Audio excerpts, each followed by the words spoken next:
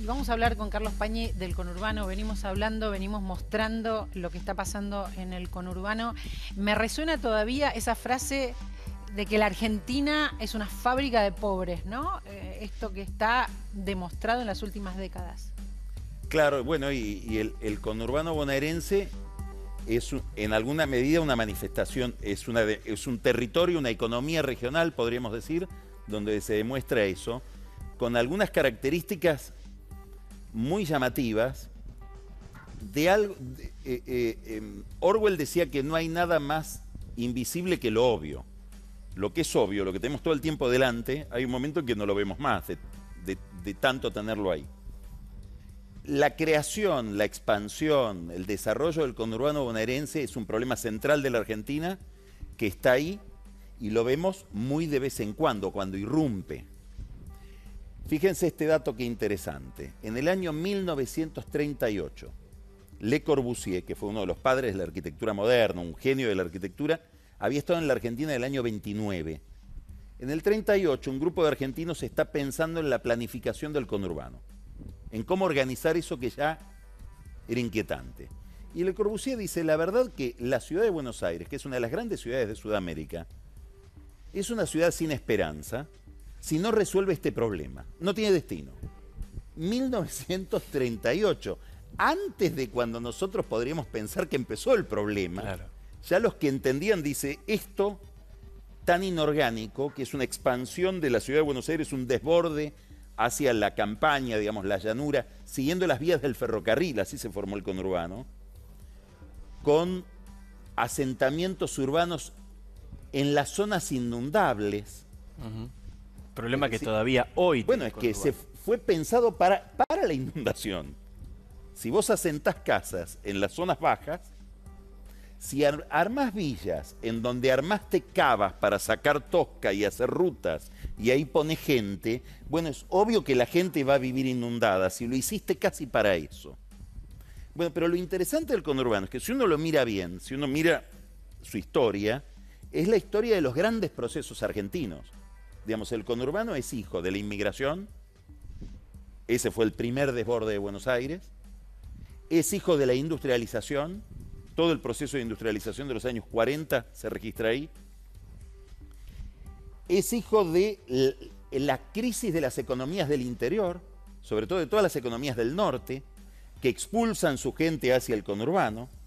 Es hijo de la migración de los países vecinos, sobre todo en el gran movimiento de construcción de los años 60, 70, donde prospera la industria de la construcción. Bueno, y se fue haciendo solo. Todos estos procesos decantaron una urbanización que se hizo sola. ¿Por qué es tan importante mirarlo? Porque, insisto, procesos muy importantes de la historia argentina tienen que ver con esa región. Perón imaginó el peronismo para el conurbano. Digamos, cuando Perón imagina el peronismo, ¿qué está inventando? Está inventando un experimento que él ya había visto en Italia, de conciliación entre pobres y ricos, entre obreros y patrones, para que no haya revolución, porque él decía, acá va a haber una revolución, si esto prospera. E inventó una especie de sociedad o de ciudad ideal conciliatoria, la comunidad organizada, que si la queremos ver, es lindo ir a verlo, es Ciudad Evita. Hasta tiene la forma de la cara de Evita. Claro, con casitas muy lindas, todo asfaltado, la escuela, la iglesia, la sala de primeros auxilios. Ese era el modelo. No salió.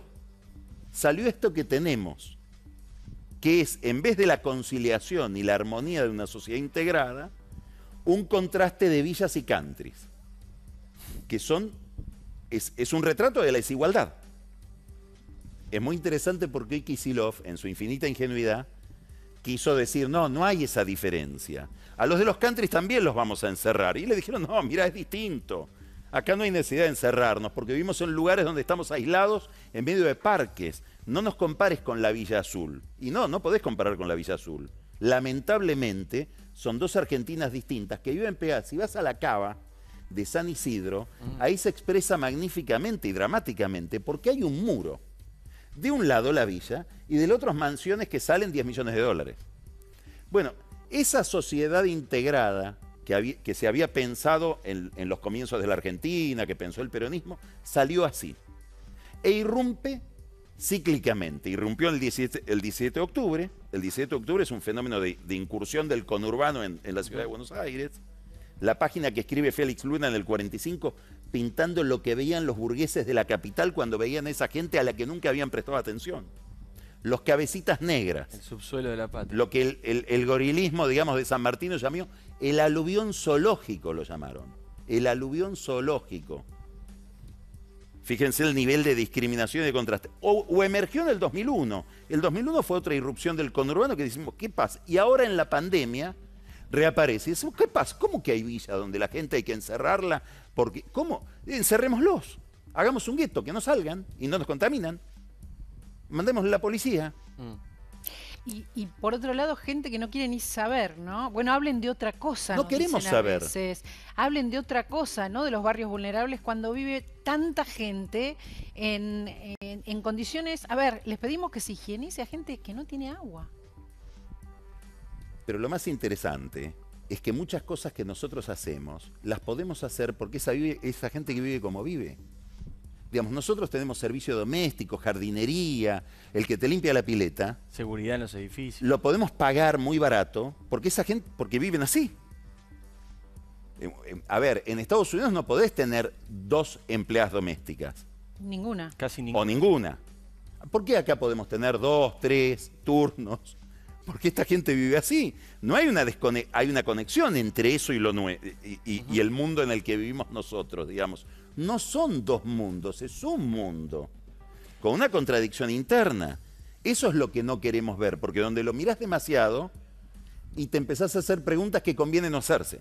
Ahora, Carlos, está bueno esto, ¿no? Porque justamente estás planteando preguntas en un contexto político muy raro, porque esto que vos decís, bueno, cerremos la villa para que no nos molesten, no es ni un neoliberal ni un ultracapitalista, es más bien un gobierno que dice representar lo contrario, y tal vez por primera vez empieza a pasar que este abandono que han hecho los gestores de la pobreza en Argentina, ahora se les puede volver en contra, ahora los puede perjudicar a ellos mismos, tal vez por primera vez o por tercera vez, sumándome a la enumeración que hiciste vos. ¿Qué pasa con eso? ¿Hay ideología o se terminó todo? No, yo no quiero... A ver, vos podés pensar por un lado que hay ideología o por otro lado que hay lo que Foucault llamaría un régimen de prácticas, una forma de hacer las cosas. Cuando miras el régimen de prácticas no hay diferencia entre el macrismo y el peronismo. Vayan a ver cómo funciona el macrismo, cómo funcionó Cambiemos, en las intendencias donde gobierna Cambiemos, y usa el mismo sistema que se plotea con otro nombre. ¿Qué quiero decir?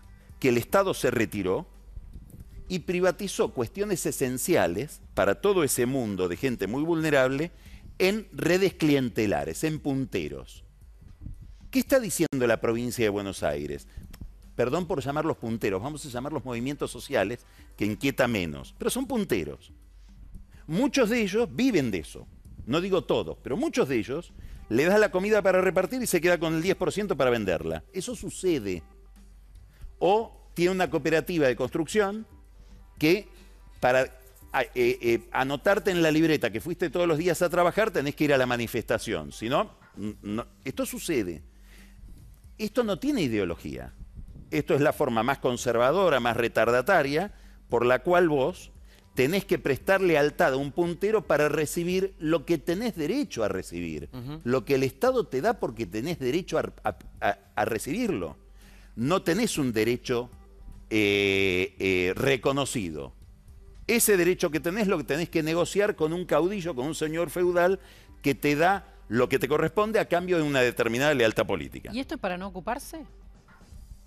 ¿Esto lo hace la política para no ocuparse? ¿Lo Esto deriva en los movimientos sociales o en los punteros para no ocuparse? No, yo creo que hay una mezcla de cosas. Por un lado hay una privatización de todo esto para tener más fuerza política, porque si lo hace el Estado no me beneficio. En cambio, si tengo una red de punteros, gano la elección. Si lo hace el Estado neutralmente... Neutralmente debería ser. Como debería ser. Y bueno, ¿qué beneficio saco? No, yo lo que quiero es que no lo haga el Estado. Quiero que lo haga mi organización facciosa. Que después pide el voto. Que después pide el voto. O pide la movilización, o pide lo que pida. Entonces, no es casual. No es que el Estado se retira solamente. No, el Estado se retira a propósito. Se lo retira. El policía que no mira al dealer, al tranza, no es el Estado que se retiró, no es el Estado que participa del negocio del que vende la droga. No es que de golpe se retiró el Estado, no, es un Estado que es cómplice de determinadas lacras que se aprovechan de la pobreza para extraer plata o poder de la pobreza. Está Luciana por ahí. Carlos, más allá de la discusión ideológica, hacer un gueto, pensar que eso puede funcionar y replicarlo como estrategia, ¿qué explicación tiene? Bueno, la vamos a ver la explicación y ojalá que no suceda, si empieza a ver el problema que hay en Villa Azul en otras villas. Vamos a ver si esa solución, que es cercarla con policías, resiste a hacerla en escala. A mi juicio es todo un problema. Hoy me dijo Agustín Salvia de la UCA que es contraproducente a su criterio que se encierre a la gente en las villas, que es contraproducente para la gente. Y obviamente. Puede provocar violencia. Y obviamente, y ya se está organizando gente en determinadas villas para protestar, porque no quieren estar encerrados. Porque una chica a la que se le murió el hijo, este sábado en Villa Azul, es un caso concreto, no pudo todavía ir a reconocer el cadáver de su chiquito, que murió de bronquiolitis el sábado. Entonces, encerrás una cantidad de dramas. Y en Villa Azul no hay supermercados. Dependés de que el Estado te lleve la comida, y la comida llega deficientemente.